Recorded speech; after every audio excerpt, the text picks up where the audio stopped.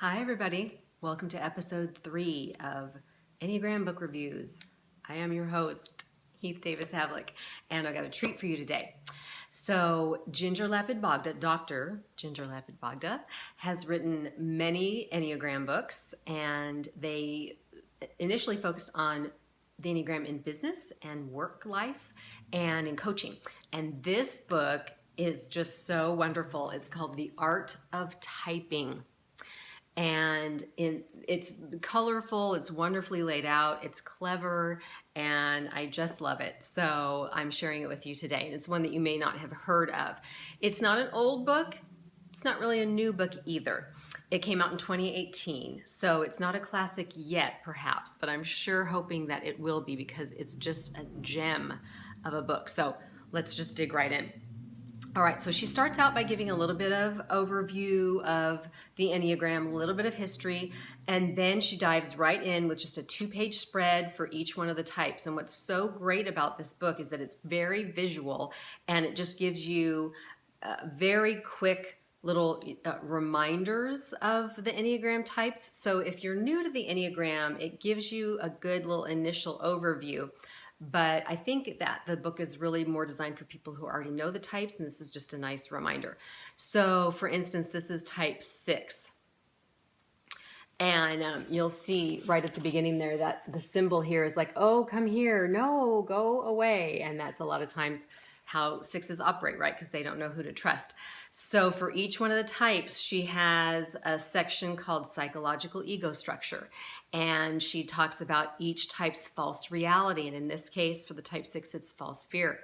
Then she has a worldview for each type, an ego ideal, the thirst and the avoidance, right? The thing that they long for and the thing that they are trying to avoid, the deepest unmet longing of each type, the primary defense mechanisms as well. Then she goes on to the other page and shows the thought patterns and the emotional patterns, really lovely distinctions there. Then she has these great visuals for the behavioral pattern. Now she calls them the subtypes, and a lot of teachers do. In Riso Hudson, we call them the instinctual variants, right? So we've got the self-preservation 6, which is warmth. We've got the social 6, which is duty, and we've got the one-to-one, or what we call the sexual variant, which is strength or beauty. So you got to look at these. They're hilarious. So here's the one that's warmth, right? And it's saying, come here, come close to me, help keep me safe. This one is duty, and the person is saluting. It's just genius. And then this one is strength or beauty for the sexual 6. And so they're doing a martial arts pose. Just, I love it so much. Okay, so that is really a lovely pictorial overview for each of the types. Then we get to chapter 2, and it is about mistyping and understanding what happens when you can't figure out someone's type or they can't figure out their own type. Because remember, really, you can think you understand someone's type and just keep it to yourself. Your job is not to tell other people what their type is. You can help them on that journey. You can help by asking the right questions, and we'll get to that section in a minute because that's in here too.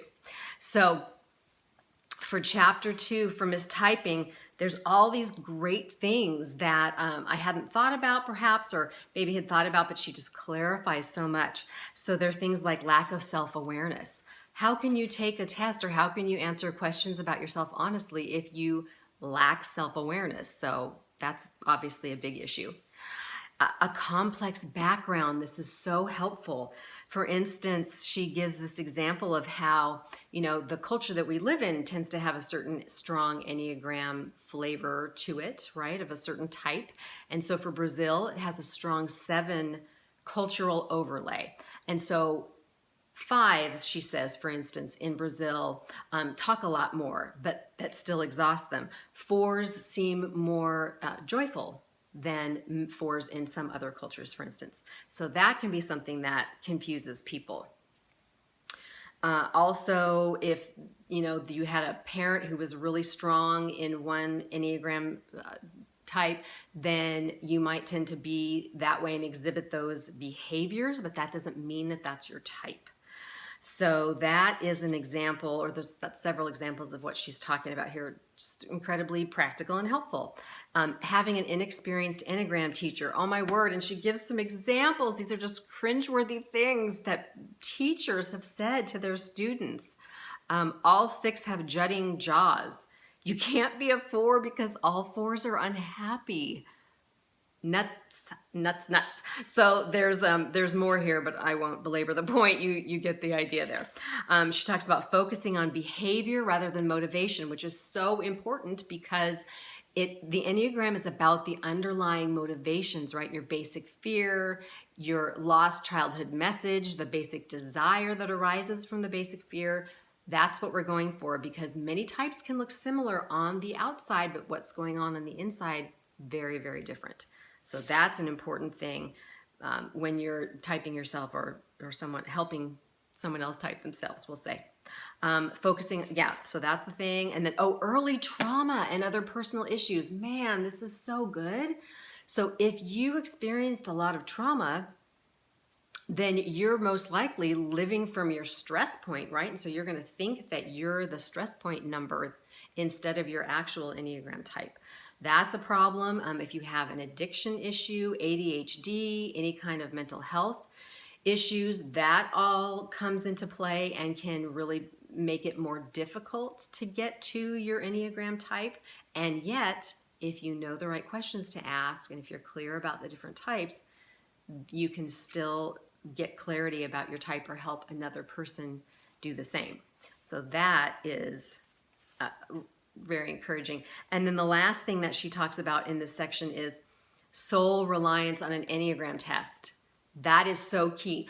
I just saw 2 people on Twitter saying, I just took the Enneagram test and I can't tell if I'm a this or a that. What do you suggest? And both times I said, do not rely on a test. Read a book, talk to some people, go to a class, because that's really where you're going to understand what resonates with you and what really feels like home. Tests can sometimes be very effective, but they're not always. And how can you tell? You don't know. So yeah, don't rely on a test alone. There are other factors involved. All right, so in chapter 3, she talks about differentiating questions, and that's what I was getting to. For each type, she goes, type 1 versus type 2, type 1 versus type 3. She goes through the entire possibility of Enneagram combinations, because people have this problem sometimes thinking, well, I'm like this a lot, but I'm also like this, and I don't know what the core motivation is. So these questions will help. And so she has questions that are specific to things that each of these types share. And then she shows you what to look for. So a type 1 will tend to answer this way. A type 4 in this instance will tend to answer this way.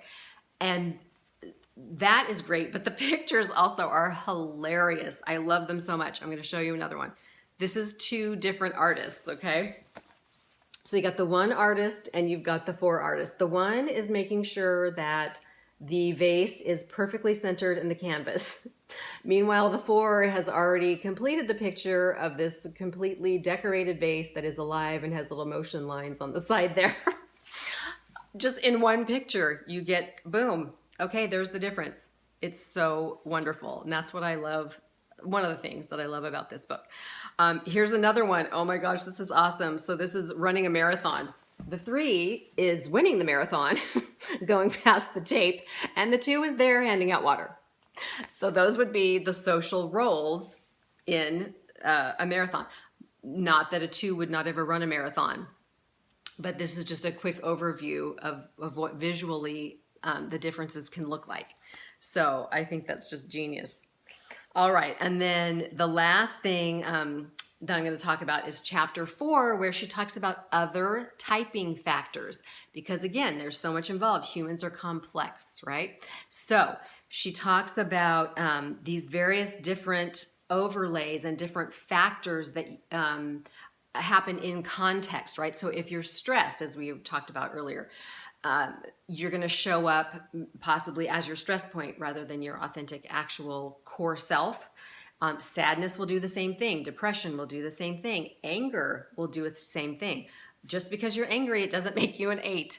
All different types can be angry. And in fact, all do get angry, but just in different ways. All right, caregiving roles.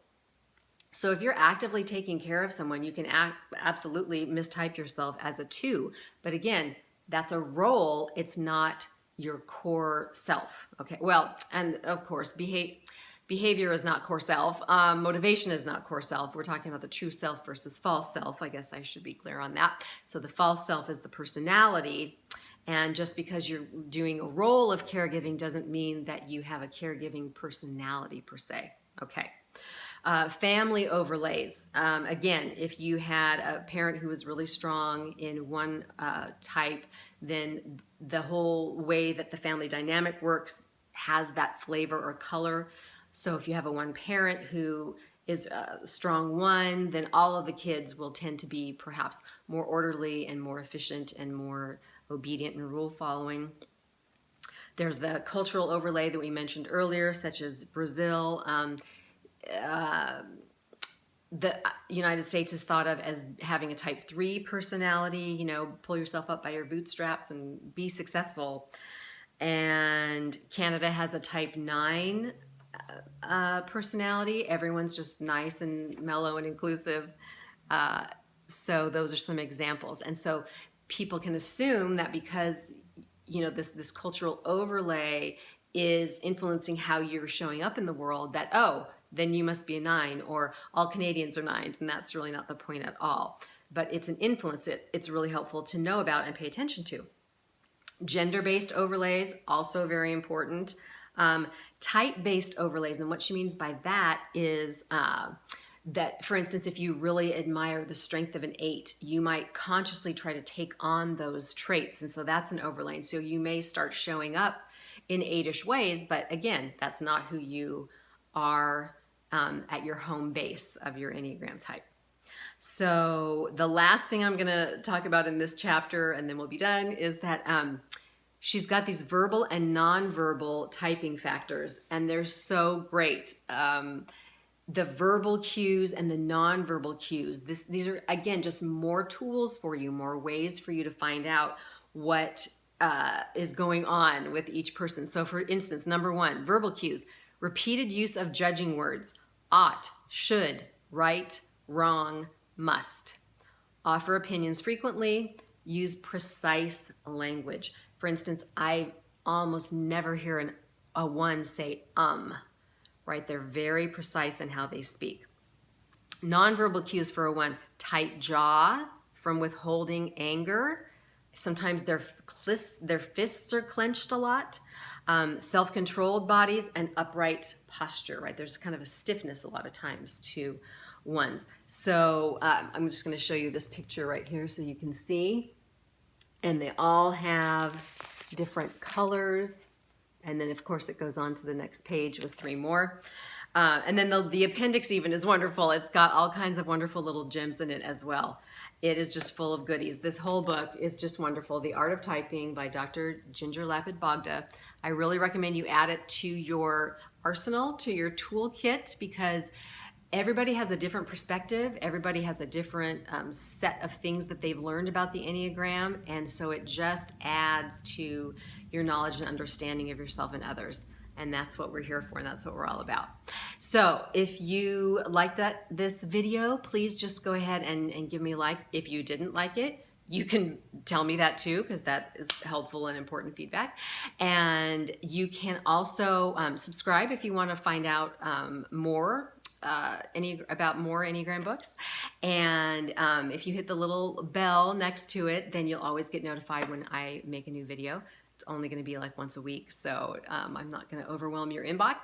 And please, in the comments, let me know what else you want to hear about. What other books, old or new? Like I said, I'll take any kind of recommendations, and we'll see. I have a lot of them already, and I'm getting new ones. Several new ones are coming in, and I'm always glad to learn about a new Enneagram book. So thanks a lot for watching, and I'll see you next time.